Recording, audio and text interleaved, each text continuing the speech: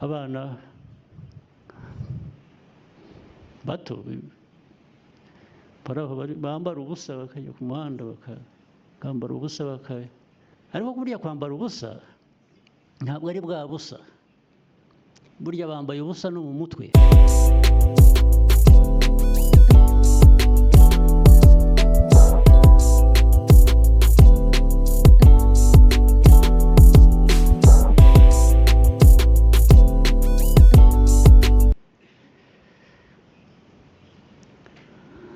Murabizi hano ndetse kenshi nidufata umwanya nk'uyu ujye tuviramo gushaka kugira ngo tubitware hanze hariya.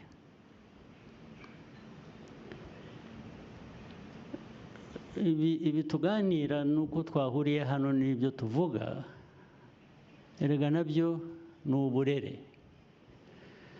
Ubu turi mu burere buduha gutekereza neza no gushingira ibikorwa byiza kuri ibyo dutekereza. Reka njye hanze mu buzima busanzwe.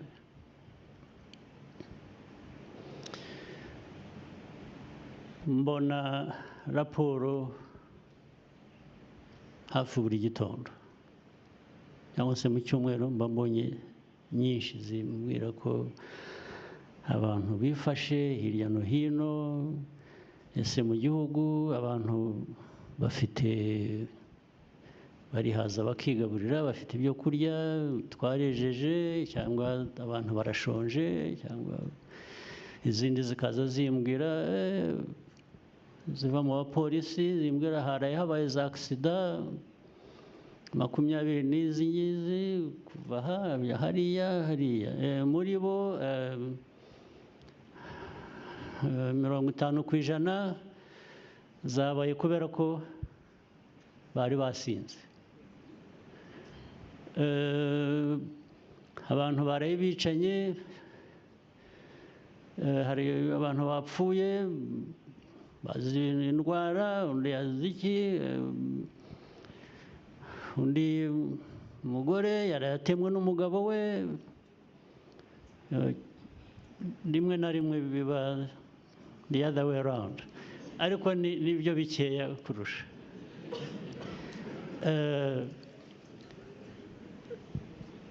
Ibintu byinshi abandi twafashe, abantu bangana batya twasanze bari mu biyobyabwenge.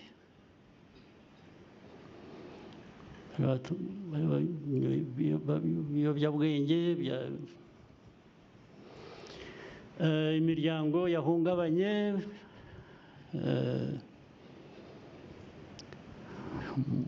mu mago n'abana batoya bagishakana, bamaze amezi bashakanye bataragera n'urubyaro.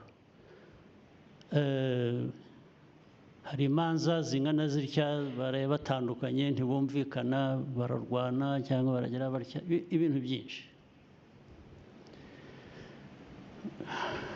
Dushatse rero kugira ngo twuzuze inshingano zacu, ari abatuyobora mu bintu by'amadini, inyigisho zishingira kuri ibyo ngibyo, dukwiriye kwibuka kubikoresha uko bishobotse kugira ngo tugabanye ibihungabanya umuryango nyarwanda. Kubikoresha uburyo ubwo ari bwo bwose. Iyo ubona umubare w'abana bashakanye ejo bundi b'imyaka 20, umwe n'9 undi n'5 bashakanye, n'uwa 30 bakiri muto, ibyo bashakaniye ntabwo ari intambara, ntabwo ari ukurwana hagati yabo ya buri munsi. Bashakanye bagira umuryango utuze, amahoro, ndetse umere neza, ugenda ukura. Ntabwo ari ukwirirwa abandi. Rero abana batoya ku mihanda njya mbibona, nkurikira ibintu no kuri social media no intambara zirirwa zirihuza abana bato bambara ubusa bakajya ku muhanda bakambara ubusa uwambara ubusa ararata iki undi adafite, twese tudafite kwambara ubusa. Ntabwo kwambara ubusa, nta dini iribaho ryo kwambara ubusa, nta muryango ubaho wo kwambara ubusa. Ariko burya kwambara ubusa ntabwo ari bwa busa, burya bambaye ubusa no mu mutwe. Ni ubusa buri mu mutwe, nicyo kibazo, niho bishingira. Mbwira rero ukuntu wakwemerera umuryango nyarwanda kubaho gutyo, ukibwira ko nubwo twicaye hano twebwe nk'abayobozi mu nzego zitandukanye, inshingano tuzaba twuzuza ni izihe? Ni izihe? Tuzibaze ni izihe? Ni zambika ubusa abanyarwanda, uko abana tubarera, ariko ari abana, ari abakuru, ari iki, nuko turerwa, uko turera.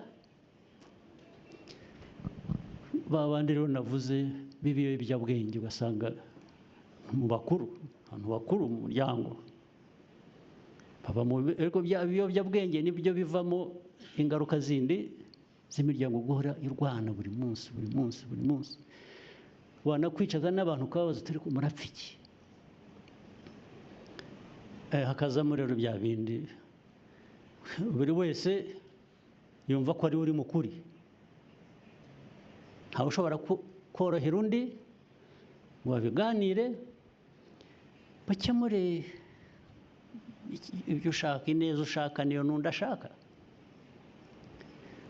Uruhare tugira twebwe nk'abayobozi, baba mu madini, baba muri leta, ni uruhe ruhare tugira rwo kugabanya ibyo bintu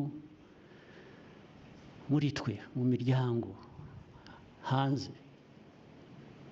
Turebe hirya tubyihorere, tuvuge ngo bibe uko bishatse, twaba tumaze iki se? Twaba twebwe inshingano zacu ari izihe? Tugende duhere mu ikuzo gusa, twirebe, twumve ko turuta abandi cyangwa dukora, ariko abandi bibe uko bibaye. Ntabwo wujuje ya nshingano, urabeshya.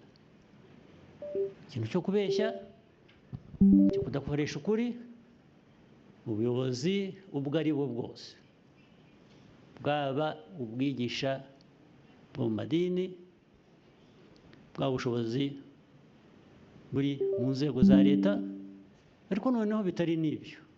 Ntabwo rega abantu bose bari muri leta cyangwa bari mu madini.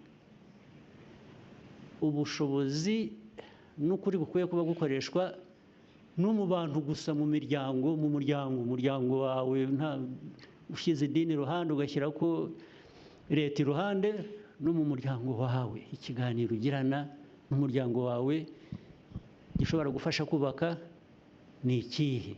Ukwiye kubyibaza buri munsi buri munsi buri munsi. Ntabwo uzareka kurera mu muryango wawe ngo idini rizakurerere cyangwa leta izakurerere. Ntabwo ari byo. Bikwiye guhera kuri wowe, ndetse ntitwimakaze ibidakwiye kuba mu bantu ngo tubyemere bibeho, bikoreshwe, bise nkaho nta cyabaye. Ntabwo ari byo. Buri munsi kuba twahuriye hano ni nacyo kizana hano, nabonye umwanya wo kuza nkinegura, narangiza nkagenda. Ibindi uko bizaba biraturenze, atirisi abemera ko hari ibiturenze ndimo, ariko ntabwo bindenze kuvuga icyo ntekereza. Ndetse ubwo ndi mu nzira yo gufasha, wenda niyo kaba ari akantu gato, bya bindi biva mu kumenya biganisha mu gukora. Niba hari icyo umuntu yatangaho umusanzu, twese tujye tuwutanga.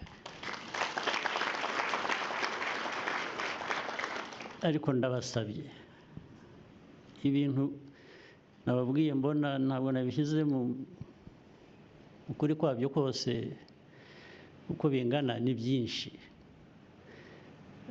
Turasenya igihugu cyacu, turasenya igihugu turebera ibidakwiye kuba bikorwa. Isindo, ibiyobyabwenge, indwano z'urudaca zitarangira buri munsi abantu baba bari